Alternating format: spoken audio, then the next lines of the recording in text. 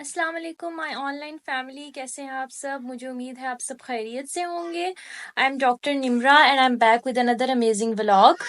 अच्छा तो गाइज, आज मैं आपको बताऊंगी कि हमारी लाइफ में या हमारी बॉडी को आयरन क्यों चाहिए होता है और हमारी जिंदगी में फॉलिक एसिड की क्या अहमियत है। इस चीज को समझने के लिए बीइंग ए फार्मासिस्ट, सबसे पहले मैं आपको ये बताना चाहूंगी कि आयरन होता क्या है, फॉलिक एसिड क्या होता है और इसकी इतनी डिमांड या इतनी नीड हमारी बॉडी को क्यों होती है। ऐसा क्या काम करता है ये कि हमारी बॉडी को इसकी जरूरत पड़ जाती है, स्पेशली प्रेग्नेंट फीमेल्स को और ब्रेस्ट फीडिंग वुमेन को। अक्सर आपने बहुत डॉक्टर से सुना होगा या आपने इस चीज़ को बड़ा एक्सपीरियंस भी किया होगा कि आयरन की कमी है, आपको आपको ये सप्लीमेंट लेनी चाहिए, आप ये फूड लें, आप इस चीज़ की इनटेक करें। अच्छा तो गाइस, आयरन जो है वो एक मिनरल है, ठीक है, जो कि हमारी बॉडी को हर हालत में चाहिए। क्यों चाहिए? इसलिए चाहिए कि ये हमारी बॉडी के अंदर एक बहुत इंपॉर्टेंट प्रोटीन को बनाता है और उस प्रोटीन का नाम है हीमोग्लोबिन। उर्फे आम जबान में अगर मैं इसका नाम लूं तो हीमोग्लोबिन आप एक किस्म का खून ही कह सकते हैं। कि इसको अगर हम डीपली स्टडी करें तो आपको पता है कि जो हमारा खून है वो हमारे रेड ब्लड सेल से बना हुआ है, हमारे वाइट ब्लड सेल से बना हुआ है और हमारी प्लेटलेट से बना हुआ है। अब जो रेड ब्लड सेल है, ठीक है, उसके अंदर एक प्रोटीन है। मतलब जो रेड ब्लड सेल है वो एक प्रोटीन से बना हुआ है और जिसका नाम है हीमोग्लोबिन। हीमोग्लोबिन ही बेसिकली अपना रेड कलर देती है रेड ब्लड सेल्स को, जिसकी वजह से red blood cells red colour के दिखते हैं। अच्छा जी, अब सबसे इम्पोर्टेंट बात कि हीमोग्लोबिन जरूरी क्यों है, उसका फंक्शन क्या है। ठीक है, हीमोग्लोबिन तो मैंने आपको बता दिया कि प्रोटीन है। क्यों जरूरी है? इसलिए जरूरी है कि जब तक हमारी बॉडी के अंदर हीमोग्लोबिन नहीं होगा तब तक हमारी बॉडी में ऑक्सीजन ट्रांसपोर्ट करने वाली कोई चीज नहीं होगी। अब ऑक्सीजन ट्रांसपोर्ट कैसे? हीमोग्लोबिन बेसिकली आयरन का बना हुआ है और हीमोग्लोबिन क्या करता है कि वो हमारे लंग्स में जाके हमारी पूरी बॉडी के अंदर ऑक्सीजन को ट्रांसपोर्ट करता है।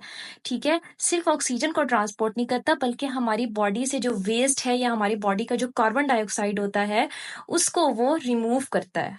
अच्छा तो इन सारी बातों का निचोड़ ये है कि आपको अपनी बॉडी के प्रोसेसेस अच्छे से रन करवाने के लिए प्रॉपर हीमोग्लोबिन की ज़रूरत होती है और हीमोग्लोबिन बनता है आयरन से। तो आपको आयरन की सफिशिएंट नीड है।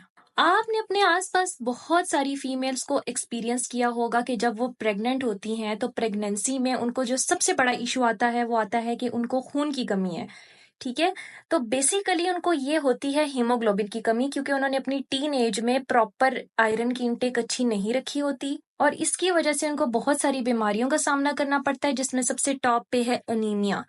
एनीमिया भी कहते हैं एक सवेयर खून की कमी हो जाना।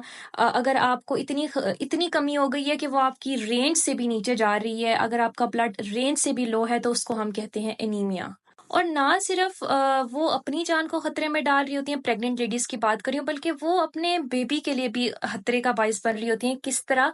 न्यूरल ट्यूब डिफेक्ट्स, ये एक बीमारी का नाम है। ठीक है, तो बेबीज होते हैं ना, जो न्यू बॉर्न्स होते हैं, उनको ब्रेन या स्पाइनल कॉर्ड में एक बीमारी होती है, ठीक है, जिसको कहते हैं स्पाइना बिफिडा।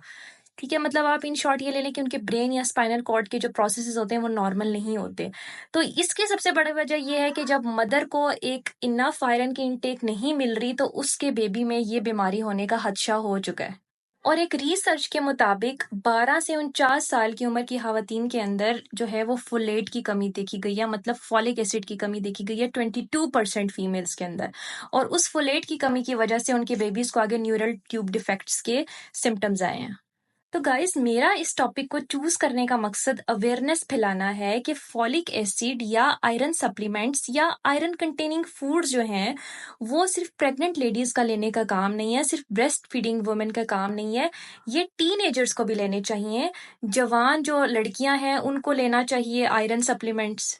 सपोज अगर आपकी टीन एज में या आपकी आयरन जो नीड्स हैं वो सफिशिएंट हो जाएंगी तो फिर आपको आगे जाके प्रॉब्लम नहीं होगा प्रेगनेंसी में, ब्रेस्ट फीडिंग में, क्योंकि लाइफ चैलेंजेस फेस करने पड़ते हैं। मैं पर्सनली फॉलिक एसिड का प्रॉपर यूज करती हूँ और एक प्रॉपर डोजेज के साथ फॉलो करती हूँ और आज मैं आपको भी बताऊंगी कि आपको किस डोज के साथ फॉलिक एसिड की इनटेक करनी चाहिए।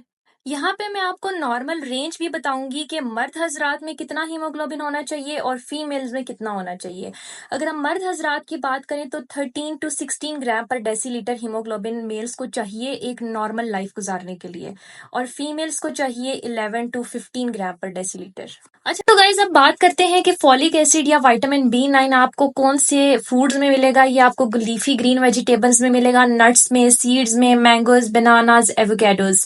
लेकिन अगर आप एक नॉर्मल डोजेज के साथ फॉलिक एसिड के सप्लीमेंट भी कंटिन्यू रखेंगे तो उसके कोई साइड इफेक्ट्स नहीं है। यहाँ पे आगे मैं आपको एंड में डोजेज के बारे में गाइड करूंगी with image and voice over. So guys that's all about today. मुझे उम्मीद है कि आपको आज का टॉपिक पसंद आया होगा। Take care of yourself, take care, bye bye. अच्छा तो गाइज यहाँ पे मैंने डोजेज चार्ट शेयर कर दिया है। अगर तो टीनेजर है उसको 400 mcg पर डे लेना है, प्रेग्नेंट को 600 mcg पर डे और ब्रेस्ट फीडिंग को 500 mcg पर डे। तो मैं जो लेती हूँ वो 400 mcg पर डे। ये फॉलिक एसिड की टैबलेट्स देखने में कुछ इस तरह की होती हैं, बिल्कुल इसी साइज में अवेलेबल होती हैं। डोज डिपेंड करती है, मैंने आपको रिकमेंडेड डोज बता दी है 400 mcg, एक दिन के अंदर एक गोली।